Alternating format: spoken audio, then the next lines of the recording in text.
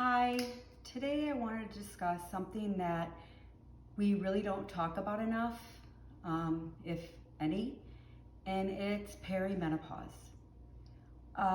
Peri-menopause is something that all of us women are going to go through. It is something that I feel is completely underdeveloped in the sense where people feel free to talk about it and share what they are personally going through. There's a lot involved in it.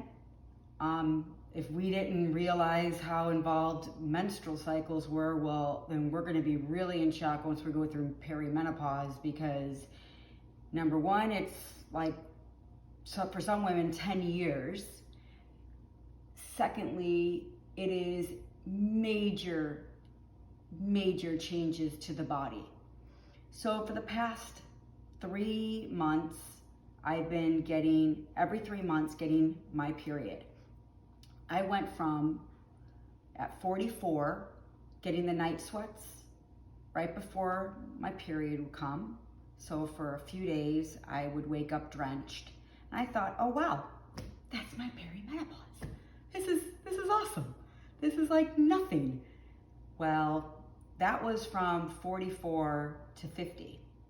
I hit 50, and all of a sudden, wonky. Like, I thought, okay, at some point this period's gonna start, dwindling down or doing something. I hit 50 and it started going every 3 months, out of nowhere. That is a major change for my body to stop producing monthly to then go to every 3 months. That's a big deal. So what chemically is happening, and nobody really talks about it, is kind of shocking to me. I think that we need to have this dialogue with all of our friends, all of the women who are in our lives, and prepare them for it, and then discuss what people are going through. So for me, it went from, so every 3 months, and then for the every 3 months, because I have a period tracker, which I highly recommend, every 3 months to then the last 2 cycles, which is the last 6 months, I will have my sweats, my like hot flashes will happen for about a week to a week and a half during the day, and like just randomly and often. And that just threw me off, because I'm like, oh my gosh, I'm having what my sister has been dealing with forever, these hot flashes during the day. Well, mine then went away after about a week and a half. I expect it to continue coming. I don't know how that will evolve, which I'll keep you guys posted. But the other thing that I'm noticing is for about 3 weeks out of the 3 months, I am about 4 pounds heavier no matter what I do. No matter how much I walk, no matter what I eat. It's irritating. And where it is strictly in the stomach, because that's where our uterus is. So if our uterus is here, our intestines are here, we've got chemicals or hormones like completely going wonky. And so this is what bloats. The legs don't change, at least for me. The arms, anything like that, it's just right here. So with that said, now that I'm able to prepare for it, I know when it's gonna be coming. So I think having a plan of, all right, I'm gonna not give in to my eat a bag of Doritos or eat a bag of popcorn, supersize. I'm going to get centered, and I know this is coming, and my hormones are gonna be craving like crazy, but just fight it and just try to eat as super clean as possible and deal with the weight gain that is just temporary. It will go away. And that's how I keep myself sane.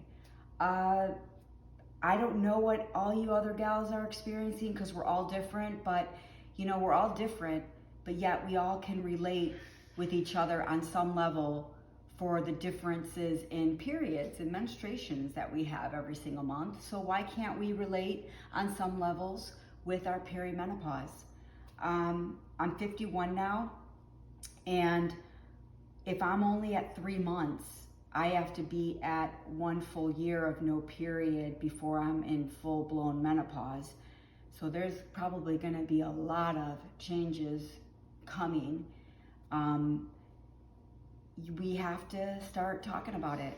I think we should just be there for each other. Like I said, I'll ask my girlfriends who are around my same age, and I'll say, hey, what are you experiencing? What are you noticing with your period? Is it changing every month?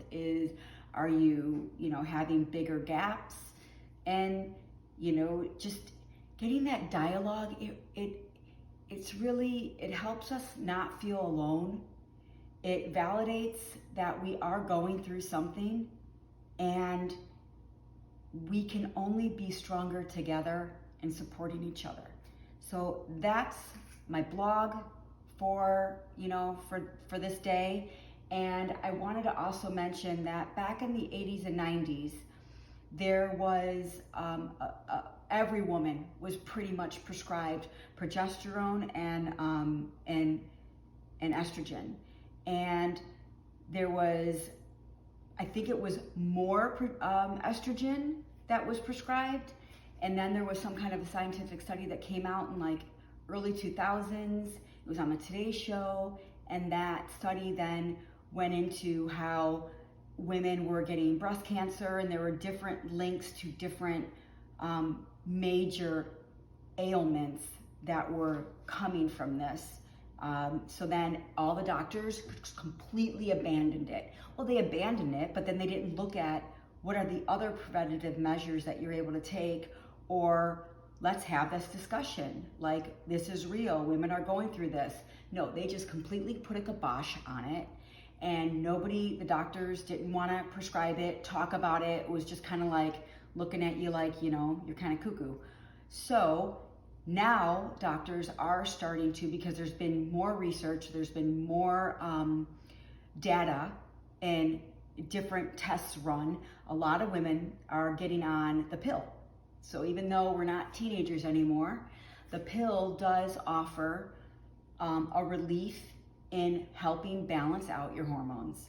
So with that said, if you're having a very difficult time dealing with your perimenopause, I'm so sorry. That is awful. And I would highly recommend you to go to your gynecologist and have this discussion, and don't let them dismiss. And if they dismiss, find somebody else. And, maybe do some research and look into the link between neutralizing and helping curve a lot of the hormonal imbalances through a daily pill that you take, like when you were a teenager. So that is it, and I hope this can start the dialogue of us women coming together. Cheers.